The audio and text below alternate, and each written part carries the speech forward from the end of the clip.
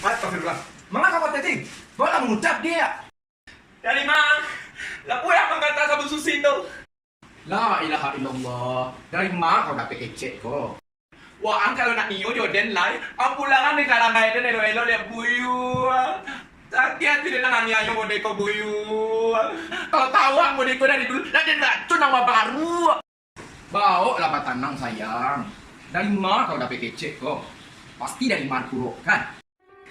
Runtuh hati dia nampak mode ko buyu. Ang bebas jalan je susi. Ada kau nganggap aku buyu. Pindi aku buyu, pindi aku. Oh dia sayang. Kau percaya dia atau kau orang lain? Adikku lagi kau dia. Barang yang dari rumah kau buyu. Ada nak niyo jual lagi dong kami han jual sadua lahnya. Lalu orang di luar ni kau jual dia nak niyo jual lagi dong. Dia, beko kalau tanam perasaan tuh, baiklah makan. Udah ada bau ayam penyet, ada bau pisang, ada bau tau belum tak. Makan beko ya.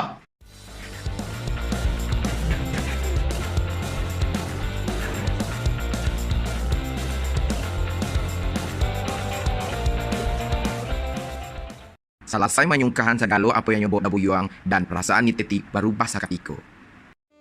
Dabu Yuang, beko larok ke dalam dah. Dia tak aku nak orang dah. Dabu Yuang, masuk bilik dah.